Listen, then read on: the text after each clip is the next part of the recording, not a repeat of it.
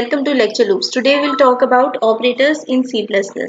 So there are many operators in C++ for manipulation of data. So there are arithmetic operators, assignment operators, increment decrement operators, relational operators, logical operators, conditional operator, and bitwise operators. So first of all we'll cover arithmetic operators. So there are 5 types of arithmetic operators like addition, subtraction, multiplication, division, and modulo division. Arithmetic operators basically works with integer values, float values, as well as character values. Now character values, yes, it also works with character values. That we will discuss later on in some next video. Okay, so for that please subscribe to my channel and also press the bell button so that whenever I make that particular video, you will get the notification. Okay. So now we'll see all these 5 operators are actually binary operators. Now what is the meaning of binary operators? Binary operators are actually the operators that require 2 operands actually. So they work on 2 values, like addition requires 2 values, like 6 plus 5 is equal to 11. Okay, so if we apply the subtraction operator, then it will work like 6 happened minus 5 and it will give you answer 1. Okay, in the same way when we do multiplication operator like 6 into 5, it will give 30. For multiplication we use asterisk sign actually, and this asterisk sign is also used as a pointer in C++, but doesn't matter. Okay, so when it is used with 2 values, it works as multiplication operators and it will give you the product of 2 numbers. Okay, now we come to division and modulo division. Then what is the difference between division and modulo division? We use percentage sign for modulo division actually. So the difference is both of them perform division. Okay, they divide one value by another. Okay, so this is not the difference, this is similarity. Okay, don't worry, I am going to tell you about the difference. The difference is that division returns basically the quotient. Okay, and while modulo division returns remainder. So suppose if you write 17 divided by 2, it will give you the answer as 8. The result will be 8. But if you write 17 mod 2, then the remainder will be 1. So you will be getting 1. Okay.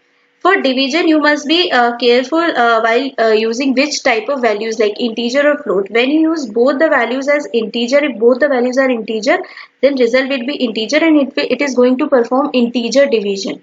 Okay, so if you write 7 divided by 2, it is never going to return you 3.5. It will give you answer 3 because you are using integer division. Both the values are integer. But if you write it as 7 and 2.0, now 2.0 is actually, it will consider it as a float value and then it will give you the answer as 3.5. Okay, so if any of the operand is float, then this division operator is going to perform the float division. Otherwise, it is going to perform integer division. Okay. Now we come to modulo division. As you know, it returns the remainder. Okay. And I am considering here 4 cases. Actually, 7 divided by 3. Then minus 7 divided by, mod 3. And minus 7 mod 3. And then 7 mod minus 3 and then minus 7 mod minus 3. What do you think will be the answer? The answer of this should be 1. This should be 1, minus 1. This should be minus 1 and this should be 1. But no. Actually what happens, this is correct because basically modulo division takes the sign of numerator. Okay, so 7 is positive. So this is perfect. Minus 7 is negative. So answer will be negative. Correct. But here the 7 is positive. So answer will be positive. It will return you 1, not minus 1. In the same way, if you see here, it is minus 7. The numerator is minus. So the answer will be minus 1. So be careful while using negative values with modulo division. One more thing, you should be careful that modulo division operator does not accept float values. So float values are not allowed. Never use float values with modulo division. Okay. So that's about the arithmetic operators. Then we come to next, which is assignment operator. It is very simple. So assignment operator, this is the sign of assignment operator, and there will be an RHS right hand side and there will be an LHS left hand side. Whatever is there at RHS, it will be transferred to left hand side, and left hand side should or must be a variable. Okay, nothing else than variable. Okay, it RHS, it can be variable, it may be a constant, it may be an expression, or even it may be a function call also. Okay, whatever the end result is, it will perform the evaluation, and then whatever be the result, it will be transferred to this variable. Okay, for example, you can write x equal to y, you can write x equal to 10, 10 will be transferred to x, the value of y will be transferred to x, and suppose you can also write x equal to y plus 10, y 10 will be added to the value of y, then it will be transferred to x, and you can also write a into b minus c, any kind of expression you can write. The expression will be evaluated and the end result will be transferred to x. Okay.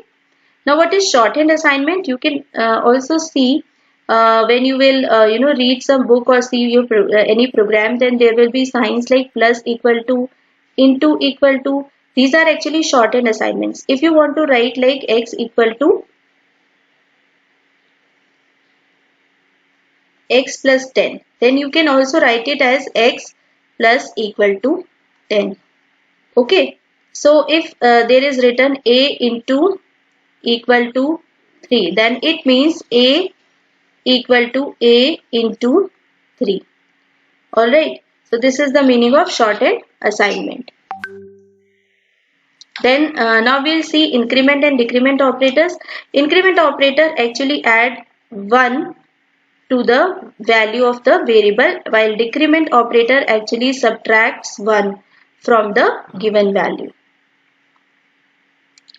Now there are two variations in increment and decrement operator. One is postfix and one is prefix.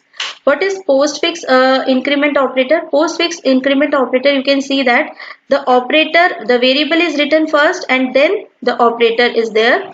In this, if you see the prefix, then first there is the operator and then variable is written. Then what is the difference? In postfix increment or postfix decrement, value is assigned first and then increment or decrement is performed, while in prefix case, first this value is evaluated, means it is incremented or decremented, and after that the value is assigned. So what is the meaning of this? Suppose take the value of a as 10. Now you perform x a plus x equal to a plus this. Then what will happen? First the value of a will be assigned to x, so x will become 10. And then a will be incremented, so a will become 11. Understand? Now suppose you write a equal to 10, but this time you write x equal to plus a. Now what will happen? First the value of a will be incremented, so a will become 11, and then the value will be assigned to x, so x will also become 11. Got it? Now we will once again see the this concept with decrement operators also. So take the value as a equal to 10, then write x equal to a minus minus. So what will happen? First we will assign the value of a to x, so x will become 10, then decrement, so a will become 9. Okay, now take it, now perform this with prefix. So x equal to minus a. Now first a will be decremented, so a will become 9, and then this value will be assigned to x, so x will also become 9. So this is the concept of increment and decrement operator. Now we come to relational operators. Relational operators are basically used for comparing two values. Comparison. Okay. So they compare two values, whether one value is less than or greater than or equal to or not equal to any other value. Okay, and they return true or false. True or false. So the answer of all these operators is either true or false. Only two possible values are there. Suppose you have written 100 greater than 45. This is true. This statement is true. So the answer will be true. If you write 45 is greater than 90, so the compiler will evaluate, compare these two values, and it will see that 45 is not greater than 90. Then it will return you the value false.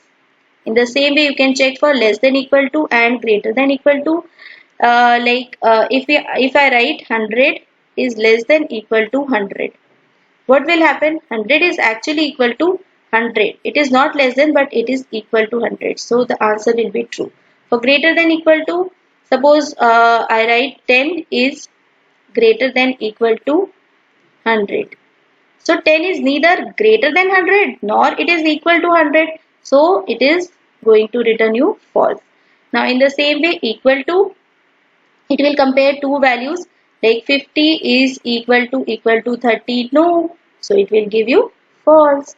Not equal to, suppose you have to write 10 is not equal to 20. Yes, correct.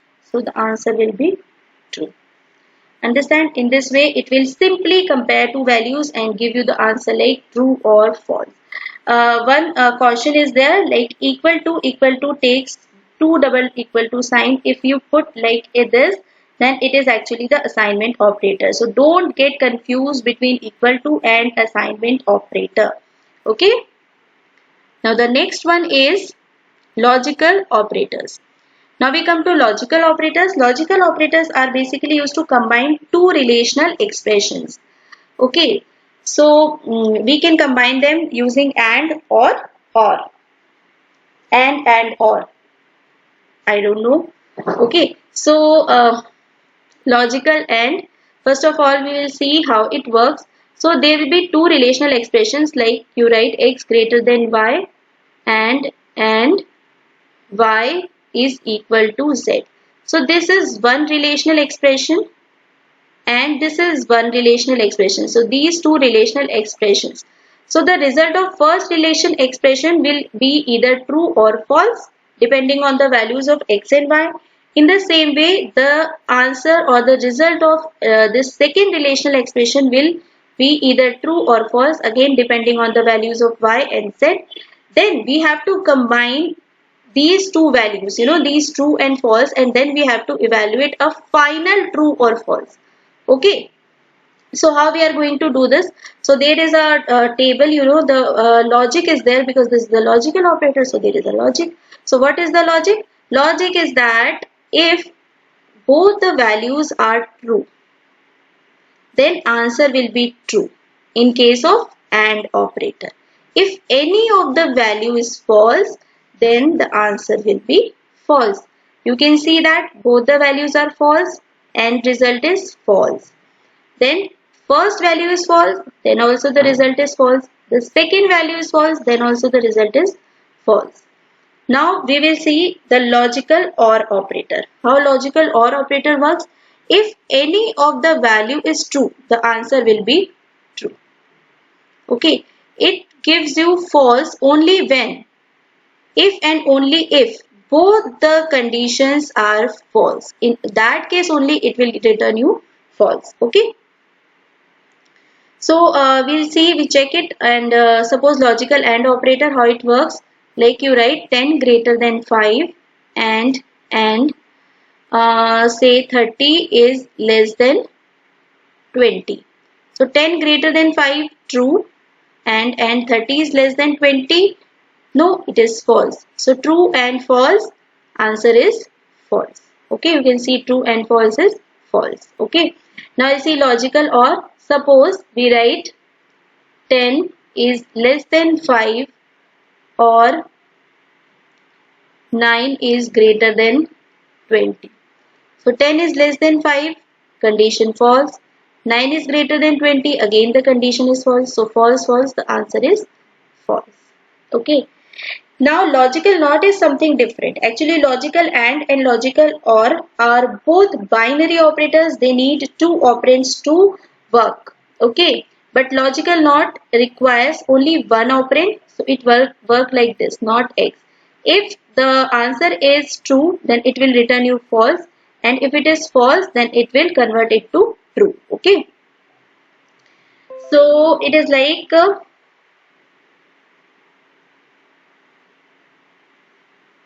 yes. So suppose the condition is like that 10 greater than 5. Okay. And you have put this logical NOT here. So 10 greater than 5 condition is true, not true, that is false. Okay. So these are the logical operators. We will use these logical and relational operators basically in if conditions, in conditional statements, in looping statements also. We are going to use these operators. Now we come to conditional operators. Conditional operator in C++ is actually a ternary operator. What is the meaning of ternary operator? Basically it requires three operands. We need actually three operands to work with in case of conditional operator. What is the syntax? It is like A question mark B is to C. So there are three values or three operands. Okay. So if A is true, then the answer of this expression is B. And if A is false, then answer of this expression is C. Okay, not understood? No problem. Like X, I have written X equal to A greater than B. Then I have written question mark, then A is to B and then semicolon. Now it will evaluate, first of all, it will evaluate this condition A greater than B. If this condition is true, then the answer is A. If this condition is false, then answer is B. Okay. Again, let the value of A is 30 and value of B is 20. Now let's check. A is greater than B, 30 is greater than 20. Yes, true. So the answer is 30. So X will be 30. So basically what this statement is doing, actually it is assigning the greatest value to X. Okay. You can also write expressions like X, A greater than B, and you can write A minus B is to B minus A. Means if A is greater than B, then it will subtract B from A. Otherwise it will subtract A from B. Okay. So in this way you can create various conditional statements with the help of conditional operators. Okay.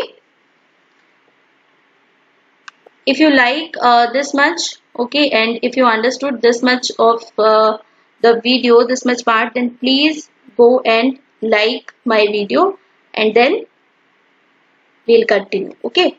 Now we come to bitwise operators.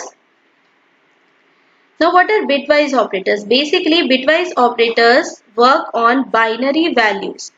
So if you input an integer number, okay, then it will convert it into binary and then it will work, bit by bit it will perform operation on bits and then it will give you the answer. Okay. So bitwise operators have, their kind of applications also. So we'll see that how they work. Okay. So there are basically bitwise AND or XOR, bitwise complement is there, and two more bitwise operators are there. They are left shift and right shift. They are, bit interesting also. So we'll see bitwise AND. The logic of AND is same as logical operator. Means the value is, if both the values are 0, then result is 0. If any of the value is 0, in case of AND operator, the answer will be 0.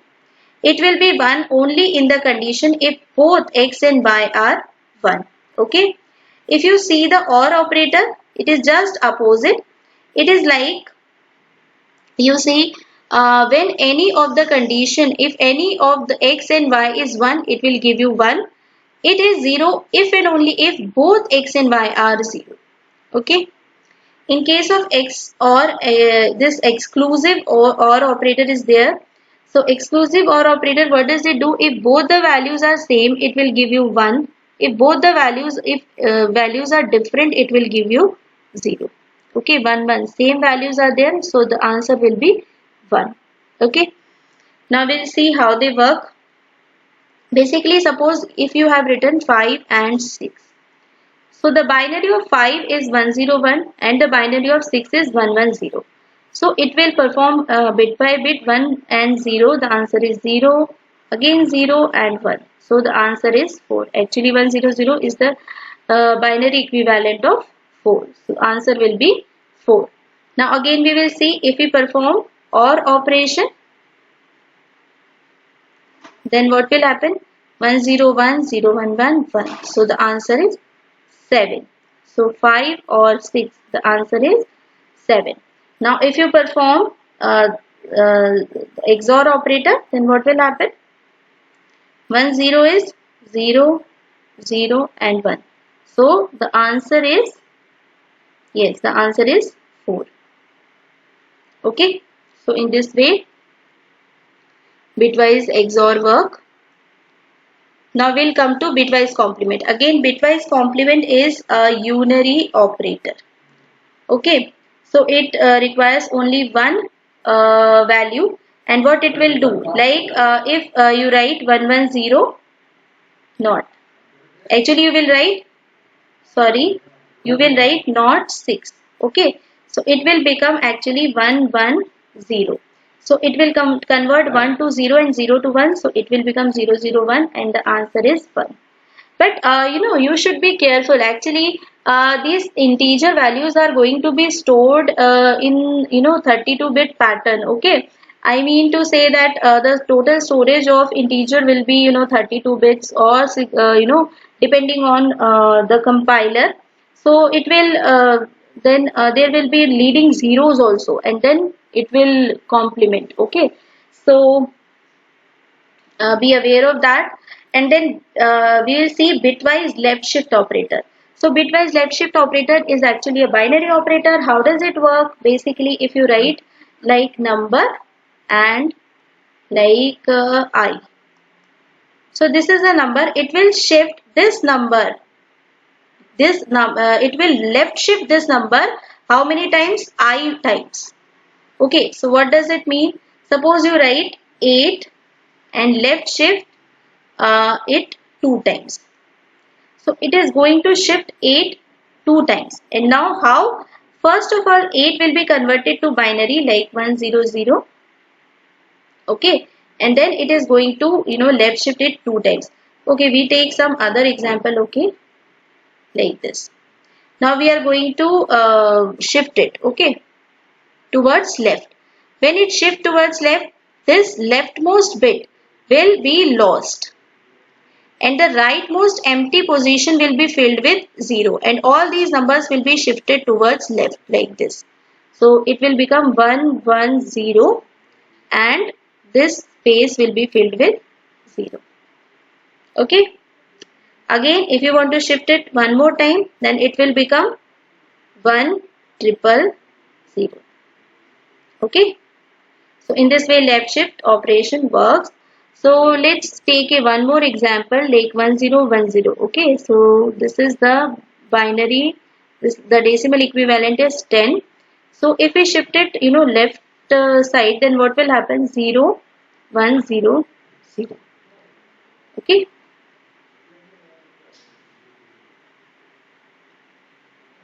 And then again shift it one more time, then you will get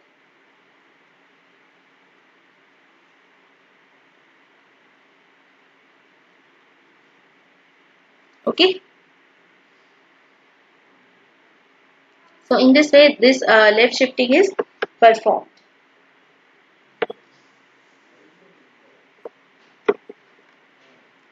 One thing I want to tell you, like suppose the number is 101. Okay, if we perform the left shifting, then it will become 0 1 0. Again we will perform left shifting, then it will become 1 0 0.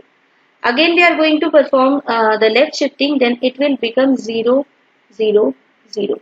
So there are 3 bits, and when we perform shifting 3 times, 1, 2 and 3, we get 0. And now doesn't matter that how many times we are going to shift it, we are getting the answer, we will be getting answer 0. Okay, so you must be careful of this also, right? And also I want to tell you one more thing, that actually this left shift is actually the multiplication by 2. Okay, you can see that this is the number 2. When we left shift it, we get actually the binary equivalent of 4, and it is 2 into 2, 4. Understand?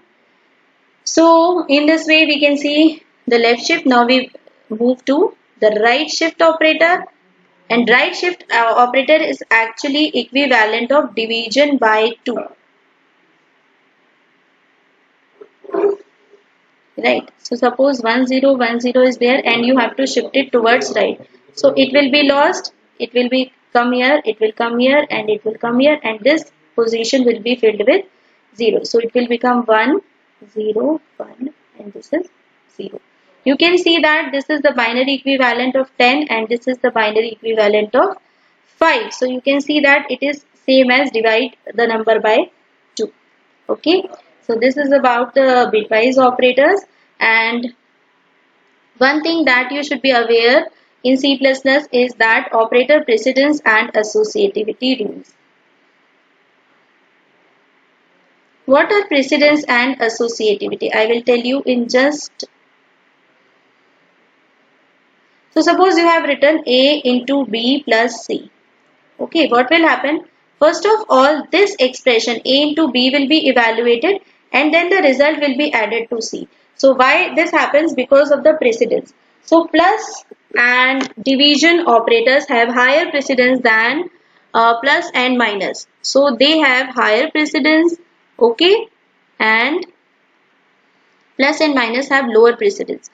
Increment and decrement operators have higher precedence as compared to this operator. Okay, so in C++ actually there is operator precedence, and all the operators are arranged in levels, in priority levels. So the operator with the highest priority will be evaluated first, and then the lower priority, and then the lower priority, and in this way this becomes okay. And now suppose if an expression contains operators with same precedence, suppose it is written A into B divided by C, then what will happen? It will evaluate it from left to right. Why? Because the associativity of these operators is left to right. So when there are operators with same precedence, then we have to follow associativity rules, and with each operator, with each level of operator, associativity is there, like it has to be evaluated from left to right or right to left. So you must be aware of these precedence and associativity rules before writing the expression. Or one more thing you can do is that you can put it in, like suppose you want to first divide B by C, and then you want to multiply, then you can put like B parenthesis here, then it will be evaluated first, and then the result will be multiplied by A. So you can use parenthesis also. Okay, so that's all from my side. Have a nice time. Bye bye.